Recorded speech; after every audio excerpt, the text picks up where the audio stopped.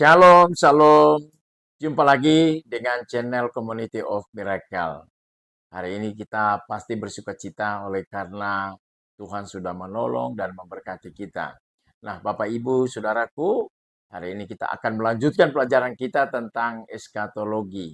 Ya, saya percaya bahwa saudara akan mengikuti pelajaran ini dengan baik karena pelajaran ini itu berhubungan dengan apa yang akan terjadi di masa yang akan datang.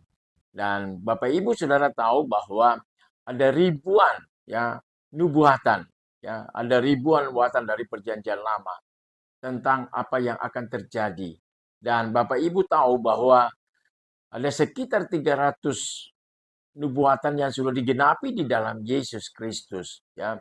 Nubuatan 500 tahun sebelum Kristus ada dan sudah digenapi oleh Yesus. Sekitar 300 nubuatan itu sudah digenapi oleh Yesus. Dan saya sangat yakin bahwa setiap nubuatan itu adalah yang pasti akan terjadi, ya, pasti akan terjadi. Tidak ada nubuatan yang tidak terjadi. Itu sebabnya Bapak Ibu perlu kita belajar, ya, tidak hanya membaca firman Tuhan, tapi kita juga pahami, kita mengerti apa yang akan terjadi di masa yang akan datang. Menurut saya, hampir 95% nubuatan itu sudah digenapi. Ya, sudah digenapi. Jikalau saudara mempelajari perkembangan zaman ini, maka semua yang peristiwa-peristiwa terjadi di dunia ini itu adalah penggenapan dari firman Tuhan, ya. Dan saya percaya sebagai orang beriman kepada Tuhan Yesus, Tuhan tidak akan melalaikan semua janji-janjinya. Dia akan menepati semua janji yang dia sudah sampaikan. Itu sebabnya perlunya kita belajar agar supaya kita mempersiapkan diri, ya, di waktu-waktu yang akan datang ini. Nah, hari ini kita akan belajar, ya, bagaimana eskatologi itu, ya. Pertemuan yang lalu saya sudah menjelaskan tentang pengertian eskatologi. Dan hari ini sekali lagi saya mengulangi bahwa untuk mempelajari eskatologi ini ada beberapa teori, ya, pandangan-pandangan tentang apa yang akan terjadi. Nah, pandangan-pandangan ini semua mereka melandasi pandangan mereka dengan firman Tuhan.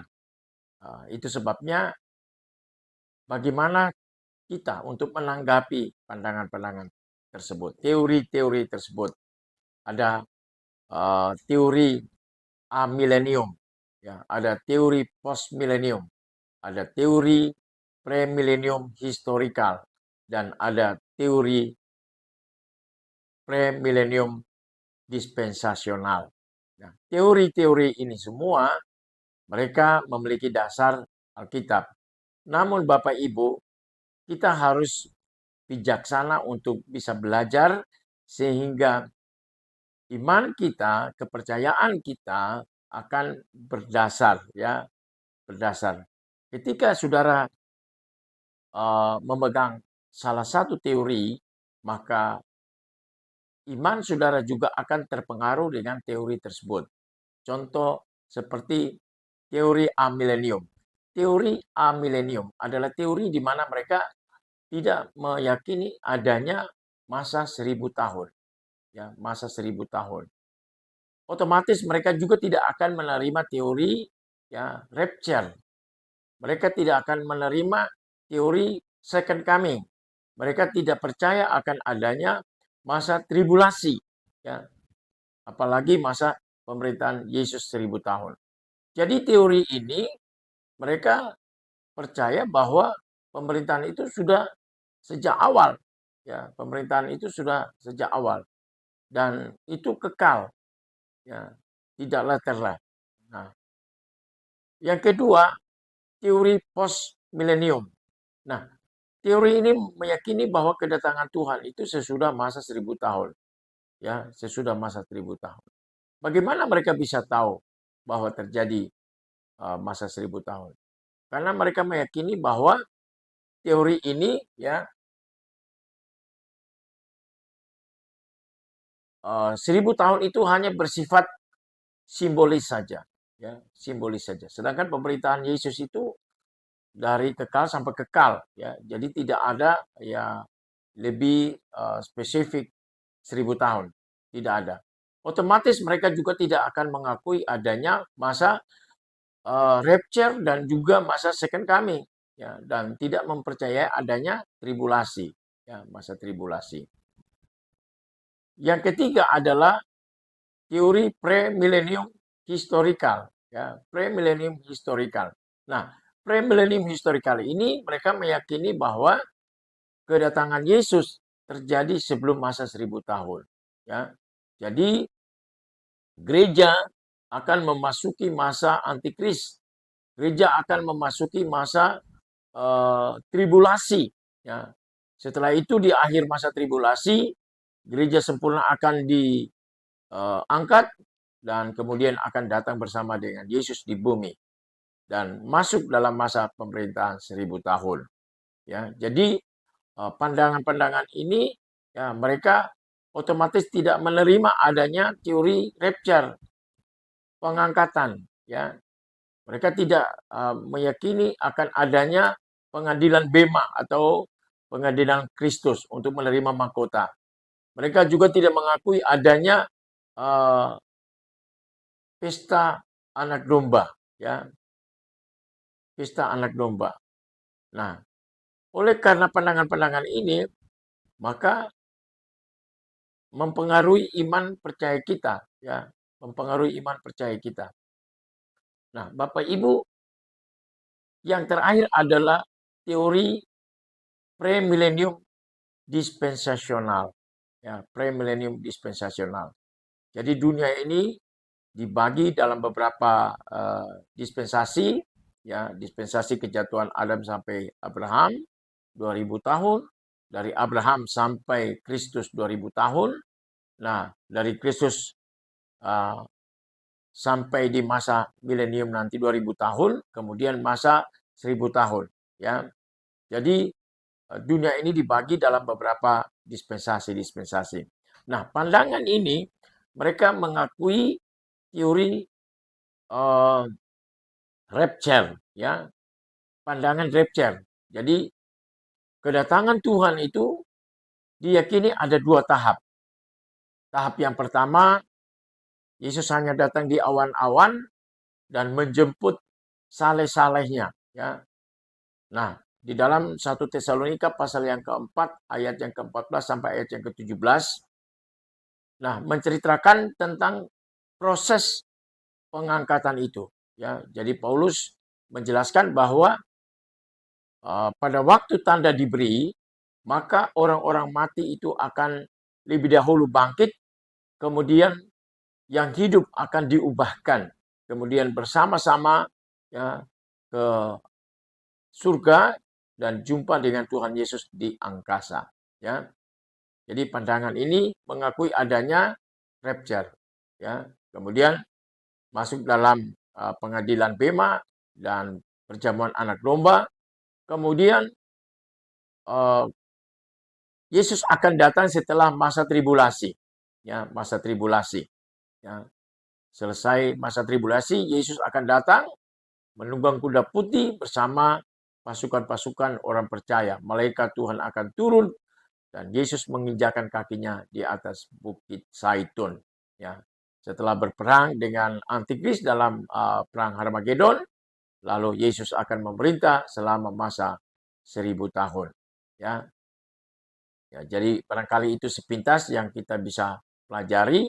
Nah, di hari ini kita akan melihat bahwa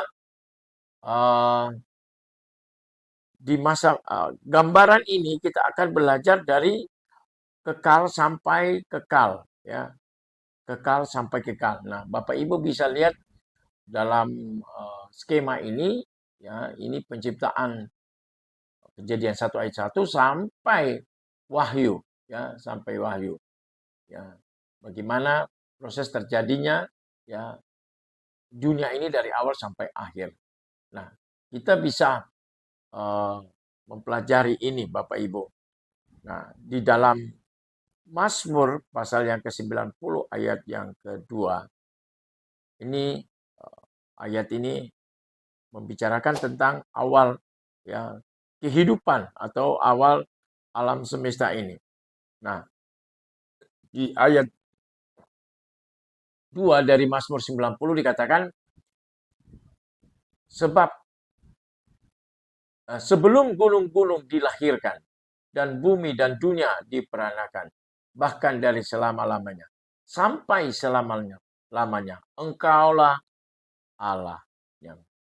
Jadi Allah itu yang awal dan yang akhir. Dia Alfa dan Omega. Tidak diciptakan. Tetapi dialah yang menciptakan segala sesuatu. Alam semesta diciptakan oleh Allah. Jadi Bapak Ibu Saudaraku yang kekasih, dalam Kejadian pasal yang ke-1, ayat yang ke-1, inilah proses penciptaan alam semesta ya, yang pertama. Ayat yang ke-1 dikatakan, pada mulanya Allah menciptakan langit dan bumi. Ya. Jadi penciptaan awal itu semua ya makhluk hidup ya sudah diciptakan. Ya. Jadi Bapak Ibu Saudaraku ya, Kejadian pasal 1 ini menerangkan tentang penciptaan awal. Ya. Tuhan tidak memberikan hikmat kepada Musa untuk menulis ya proses penciptaan awal ini. Ya. Tuhan hanya memberikan hikmat, ya, memberikan inspirasi, ya, kepada Musa untuk menulis, ya, mulai dari kejatuhan Lucifer, ya, kejatuhan Lucifer, kemudian terjadinya, ya, kerusakan bumi, lalu di Kejadian pasal 1 ayat 2 dan selanjutnya ayat 3 terjadi penciptaan renovasi 7 hari itu. Nah, Bapak Ibu Saudaraku, saya mau menjelaskan bahwa penciptaan awal alam semesta ini kita tidak tahu berapa lama ya dunia ini. Ya. Itu sebabnya para ahli-ahli arkeolog menemukan fosil-fosil ya dalam penelitian mereka menemukan bahwa fosil tersebut berjumlah jutaan ribu tahun, bahkan miliar ribu tahun, ya. Karena kita tidak mengetahui ya berapa lama ya makhluk hidup itu ada, ya. Makhluk hidup itu ada. Jadi dalam penciptaan yang pertama ini adalah penciptaan yang sempurna, ya, penciptaan yang sempurna, ya. Jadi kita tidak tahu berapa lama ya keberadaan dunia yang awal, alam semesta yang pertama itu. Ya, kita tidak tahu persis. Ya, nah Bapak Ibu Saudaraku yang kekasih di dalam Tuhan Yesus, kita lihat di dalam Amsal pasal yang ke-8 ayat yang ke-22 dikatakan, Tuhan telah menciptakan aku sebagai permulaan pekerjaannya, sebagai perbuatannya yang pertama-tama dahulu kala. Sudah pada zaman purbakala aku dibentuk. Pada mula pertama, sebelum bumi ada, sebelum air samudra raya ada, aku telah lahir sebelum ada sumber-sumber yang syarat dengan air. Sebelum gunung-gunung tertanam dan lebih dahulu daripada bukit-bukit, aku telah lahir. Sebelum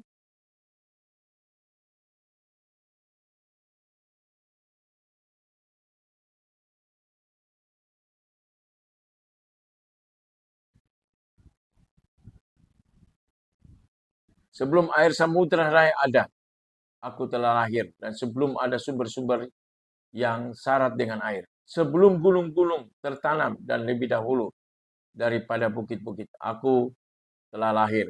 Sebelum ia membuat bumi dengan padang-padangnya, aku atau debu daratan yang pertama. Ketika ia mempersiapkan langit, aku di sana. Ketika ia menggaris kaki langit pada permukaan air. Samudra Raya. Ketika ia menetapkan awan-awan di atas dan air Samudra Raya meluap dengan deras. Ketika ia menentukan batas kepada laut supaya air jangan melanggar titanya. Dan ketika ia menetapkan dasar-dasar bumi, aku ada sertanya sebagai anak kesayangan.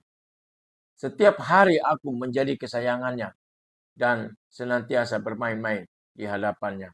Aku bermain-main di atas muka buminya dan anak-anak manusia menjadi kesayangan. Jadi Allah ada sebelum segala sesuatu ada. Kristus ada sebelum segala sesuatu ada. Ya. Segala sesuatu diciptakan, dijadikan oleh Kristus.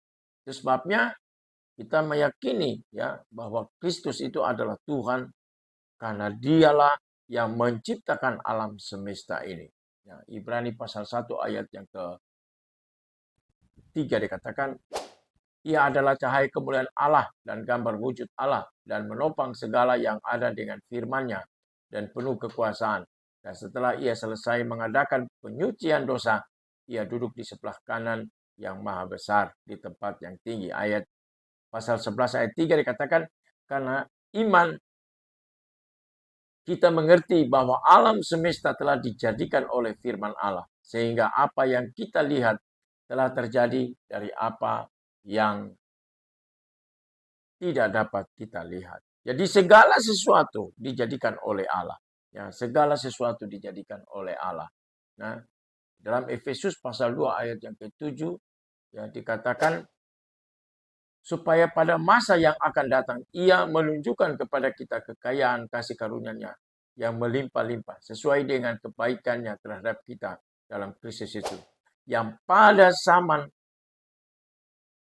zaman angkatan-angkatan dahulu tidak diberitahukan kepada anak-anak manusia, tetapi yang sekarang dinyatakan di dalam roh kepada rasul-rasul dan nabi-nabinya yang kudus. Jadi segala sesuatu telah dijadikan oleh Allah. Nah, Bapak Ibu Saudaraku yang kekasih di dalam Tuhan Yesus, Allah lah yang menciptakan zaman, ya. Allah menciptakan zaman ini. Allah juga yang merencanakan kerajaan-kerajaan, ya. Jadi dia menciptakan zaman, tapi juga dia merencanakan kerajaan-kerajaan. Di dalam Matius pasal yang ke-25 ayat 34 berkata, dan raja itu akan berkata kepada mereka yang di sebelah kanannya, mari, hai kamu yang diberkati oleh Bapakku, terimalah kerajaan yang telah disediakan bagimu sejak dunia dijadikan. Jadi kerajaan-kerajaan ini dirancang oleh Tuhan sebelum dunia dijadikan. Jadi semua ada di dalam perencanaan Tuhan. Nah, segala sesuatu terjadi di muka bumi ini tidak secara kebetulan, ya. Sebab itu semua di dalam planning-nya Tuhan. Itu sebabnya Bapak Ibu, kita perlu belajar supaya kehidupan kita tetap siap sedia, ya. Kita tetap siap sedia. Apa yang akan terjadi di masa yang akan datang, ya kita tidak akan terlambat, tetapi kita tetap siap sedia untuk mengikutinya. Jadi Bapak Ibu Saudaraku yang kekasih di dalam Tuhan Yesus, segala sesuatu dijadikan oleh Allah dalam perencanaan yang sempurna. Ya, jadi Allah dari kekal sampai kekal, dia merencanakan segala sesuatu. Dalam pertemuan berikut kita akan melihat mulai dari penciptaan renovasi, ya kerusakan bumi dan juga penciptaan renovasi, dan kita akan belajar dari fase ke fase, ya dari sesi ke sesi, bagaimana apa yang akan terjadi ke depan ini. Ya. Oke, Tuhan Yesus memberkati buat pelajaran pagi hari ini. Tuhan akan menolong kita semua, ya. Dan saya yakin bahwa pelajaran ini akan bermanfaat buat kita, ya.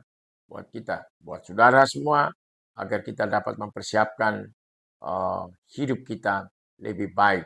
Iman kita fokus kepada Kristus yang memiliki janji-janji yang sempurna itu. Tuhan memberkati. Shalom, sampai jumpa.